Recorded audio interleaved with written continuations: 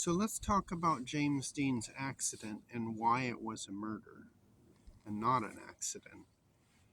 Leading up to the accident, James Dean actually wanted a Lotus, but couldn't get one. They were out of stock or sold out. So the Porsche dealership would not sell him a car without Rolf Weatherwich going along with it, which seems very suspicious. Any dealer, regardless of who it is, will sell you a car if you got the money. So Rolf's third wife divorced him because she accused him of killing James Dean, which says there was a conspiracy. And Rolf later ran his Honda Civic into a brick wall in 1982 in Germany, just 2 weeks before he was set to appear on I forget what talk show it was, but it was a major talk show to discuss the James Dean accident. Um, Now, how could they have done this? Bill Hickman was a stunt driver, and he worked for Jack Warner, and he was on the set down in Marfa, Texas, when they were filming Giant. So the accident, it's on an open stretch of road, and turnip seeds coming down a straightaway with a long straightaway ahead, and so he would have been looking for cars coming at him. And there's no obstruction to view. Modern recreations of the accident show there was no glare or any issue with visibility. So he had to have seen him.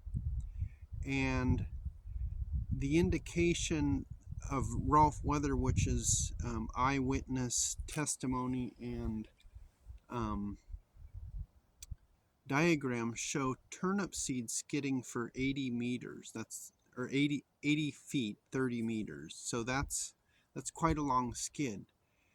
Now this is where Bill Hickman comes into play. You see, Hickman knew how to crash cars and walk away. And that's exactly how you would do it.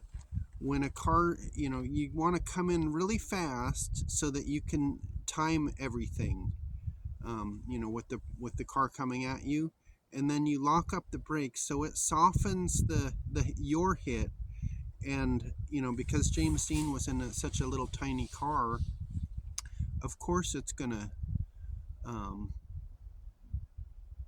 do heavy damage and kill James Dean. And where he hit him would allow Rolf to survive, which he did. He got thrown from the car, but he survived with not too significant of injuries. So let's talk about, why this is a conspiracy. Do you know who Alex Guinness is? You might not realize it, but he was the one who played Obi-Wan Kenobi in Star Wars. And he is also the one that claims he told James Dean not to get in his Porsche or he would be dead within the week. And exactly 1 week later, James Dean died in the car crash. So you can say, oh wow, what a coincidence. But there's all sorts of coincidences all along the way. Rolf dying in a car crash. Gig Young, the guy who gave James Dean's last interview, asked him the question about driving fast on the highway. He supposedly killed his brand new wife on their honeymoon in a hotel in Manhattan and then shot himself, which, there's no eyewitness. It's just, they say that's what they say happened. Natalie Wood, the girl who co-starred with him on Rebel Without a Cause, she was found washed up on a beach on Catalina Island off the coast of California.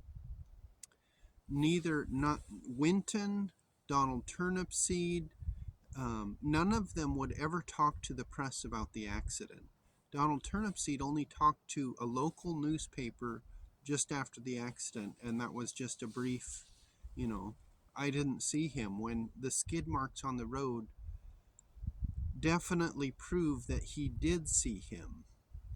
And the inquest investigation was done by bought and paid for politicians, not professional crime scene or crash investigators. Anyone with a brain would see that, yeah, you did see him. There's skid marks on the road. And why didn't you, avoid the crash? See, James Dean moved off to the shoulder trying to get away from him, and he continued at him. That says you definitely saw him and you were trying to kill him. That's exactly what happened. Um, Back to Alex Guinness. Now, Alex Guinness, he was he was a homosexual, I guess. That's what they say. And he was arrested in 1946 for a homosexual act in a public laboratory in Liverpool, England. So, or Liverpool, whatever country that, I think it's England. He's English.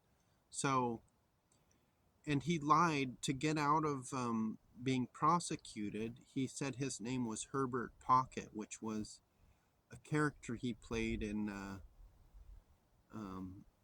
was it a Charles Dickens performance, a stage performance? So he lies about being a homosexual to the police, and then later, um, you know, 5 years later, he says, James Dean, don't get in the car, you're going to be dead within a week. Which, if he did say that, he knew, he had heard something about what was planned for James Dean. And that was his warning. Or he was trying to fool everyone that he was a Jedi Knight. I don't know, you know. So, why would they want him killed? And I've told you this already, but Jack Warner, well, let's talk about Jack Warner. Jack Warner was a really bad man. He in the 1976 James Dean movie, it was made for television. He is depicted as telling James Dean he is going to fuck him so bad it hurts if he doesn't, do as he's told or whatever. So, here's some things that we know for a fact he did. He turned in a bunch of people that worked for him for being communists and testified in a congressional hearing and ruined their careers. And he didn't feel bad about it one bit. He actually enjoyed it. Next, his brothers wanted out of the business, so they sold up. They decided they were all going to sell off their stock. So Jack went behind all their backs and bought up all the stock, and then installed himself as president. And his brothers never talked to him again for the rest of their lives. He had some mistress that, I guess there was some divorce, and he was, the family sided with the lady. But anyhow, he wanted James Dean dead because he knew James Dean did not have a will, and James Dean didn't have a will. So he knew that he could take the money that he was supposed to be paying James Dean and just keep it, because everyone knew James Dean was an orphan, and that at the time, back then, if you were abused as an orphan, no one fucking cared. You were just, nobody cared about you, so there was no recourse. And Winton didn't care for him. He sent him back to Indiana to live with the Winslows, because he didn't, he could have done it otherwise, but he didn't. And all along the way, it's well known that James Dean and Winton didn't get along. And so Jack was, he was figuring on, he would, just capitalize on, get James Dean to make 3 quick movies and then kill him. And then before any of the movies are really out, except for the first one, he would, off him and then keep all the money. That's exactly what happened. And then later, the James Dean estate, years down the road, sued the Warner Brothers for the money that they were supposed to be getting from the movies. So that's what happened, and they've written everything off as coincidence.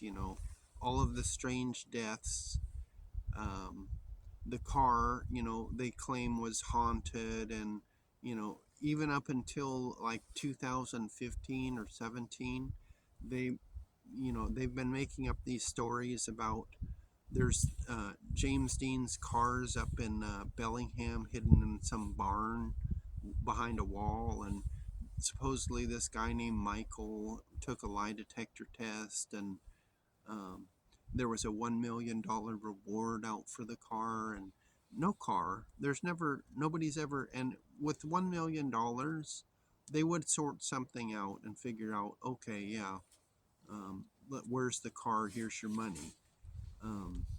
But no car has ever shown up. um, in 1985, or maybe it was 4, just when the DNA testing, people started realizing you could trace ancestry and relationships through DNA.